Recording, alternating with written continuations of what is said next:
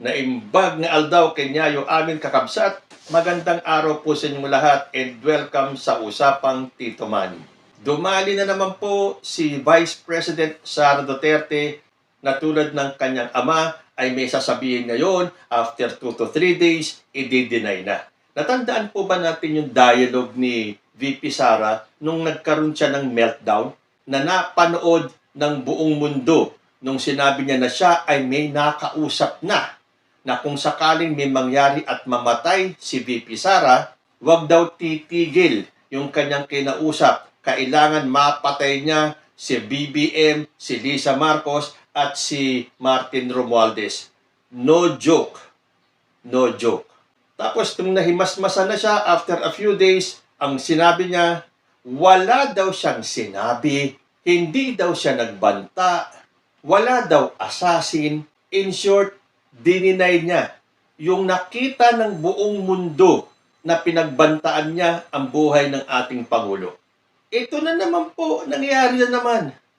Para talaga siyang si Digong na sinabi niyang meron tayong bangag na presidente. Tapos after a few days, hindi ko sinabi. Wala akong sinabing bangag si Bongbong Marcos. And then after a few days na naman, bangag si Bongbong Marcos noon hanggang ngayon, bangag pa rin. So, magtataka pa ba naman tayo kung yan ay mamanahin ni Sara Duterte? Dahil nung March 23, 2025, sa harap ng mga supporters nila sa The Hague, ito po ang binitawang salita ni Sara Duterte. Ang pagiging Pangulo, dapat nasa tamang pag-iisip ka dahil nasa mga polisiya mo at mga desisyon mo ang kinabukasan ng kabataan at ng bansa. Bakit ba kailangang mag-resign? Dahil hindi mo pinapakita sa taong bayan na maayos kang mag-isip at kaya mo ang mamuno.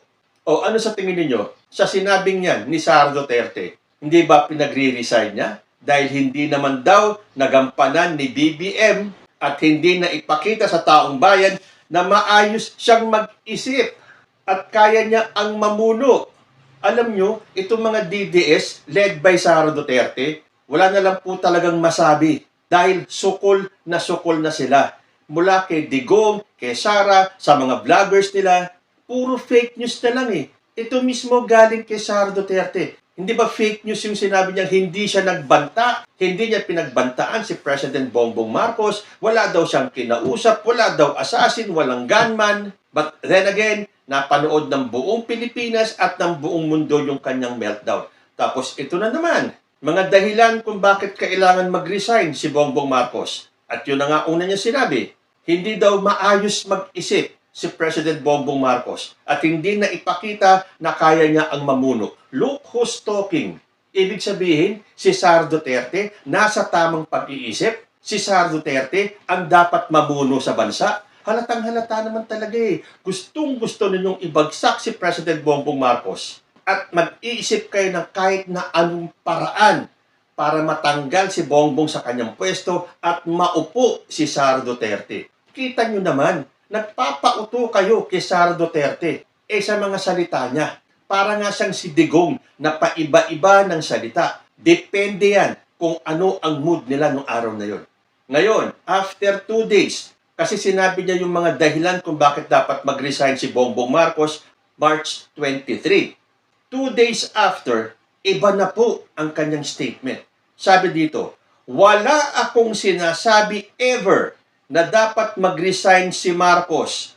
Ang sinabi ko lang kahapon, sabi ko, kung nananawagan kayo ng BBM resign, bigyan nyo ng rason kung bakit yan ang panawagan nyo sa kanila. And I gave them examples. Kahit na anong play of words ang sabihin pa ni Sara Duterte, hindi po tanga at bobo ang mga Pilipino. Well, depende na lang po kung sino mga Pilipino yan. Dahil ang mga DDS, madali po talagang mauto at madaling mapaniwala sa mga sinasabi ng mga Duterte. Gumising-gising kayo, harap-harapan kayong binubudol, harap-harapan kayong pinagsisinungalingan. And yet, bilib na bilib kayo kay Sara Duterte. Nabalitaan niyo ba na may mga bagong pangalan na naman na lumabas na kasamahan nila Mary Grace Piatos? Pinagpipilitan kasi ng kampo nila na yun ay confidential funds, hindi kailangan uriratin, hindi kailangan i-audit. Ganun ba talaga yun?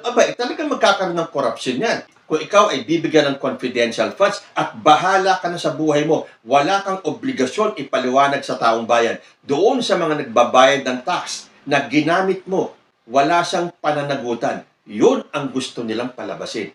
So akala nila, kahit na anong pangalan na lang ilagay ninyo, basta meron lang tayong maisubmit na records sa COA. Dahil hindi natitingnan ng COA yan. Kasi confidential funds, hindi nila i-scrutinize yan.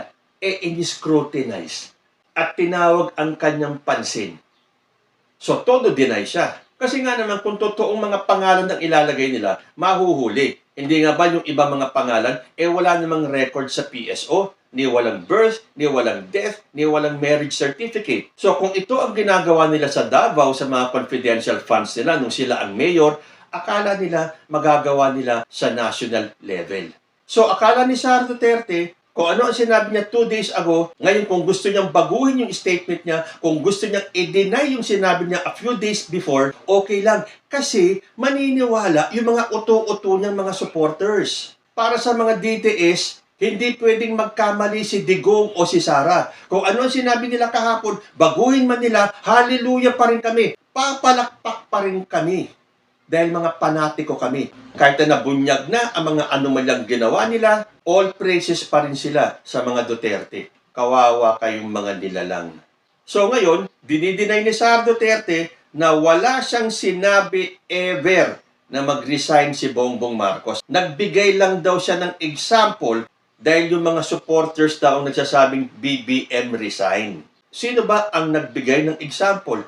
Ikaw. Sa'yo mismo nanggaling ang mga dahilan kung bakit dapat mag-resign si Bongbong Marcos.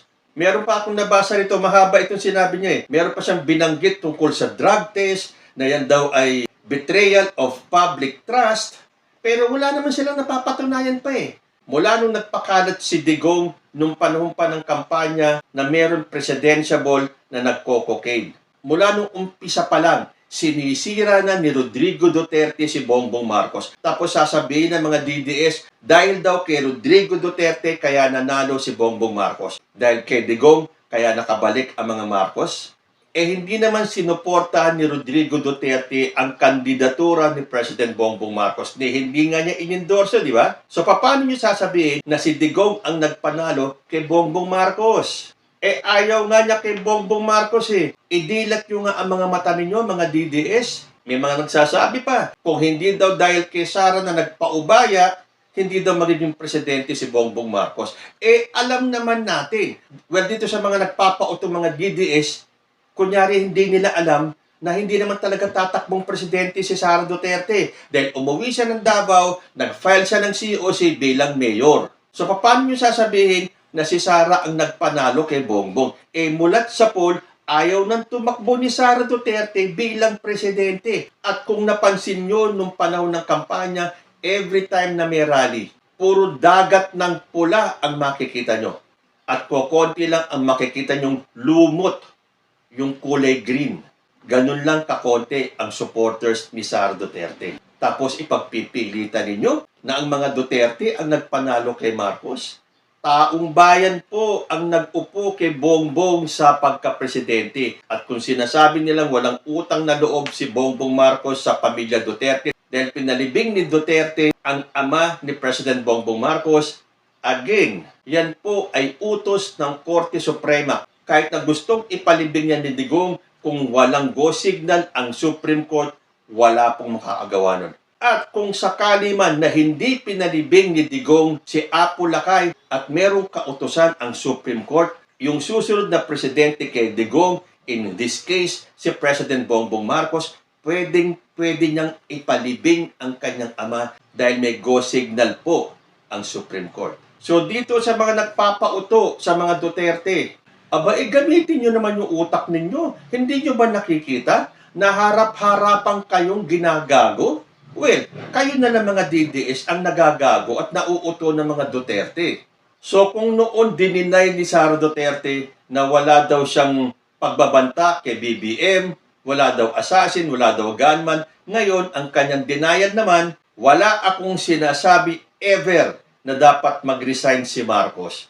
Kita nyo nga, harap-harapan. May mga videos yan na siya mismo, sa kanya mismo nanggaling kung ano ang mga dahilan kung bakit dapat mag-resign si Bongbong Marcos. Tapos a few days later, wala akong sinabi ever. Meaning, never talaga, tulad nung kay Digong, wala akong sinabing bangag si Bongbong Marcos. Kahit napatayin nyo ako ng 1,000 beses, wala akong sinabi. So talagang kung ano ang puno, siya ang bunga. So kaya malakas ang loob ni Digong at ni Sara Duterte na bawiin or i-deny or baguhin yung kanilang mga naunang statement dahil alam nila na itong mga DDS supporters ay maniniwala kahit na harap-harapan na silang ginagago.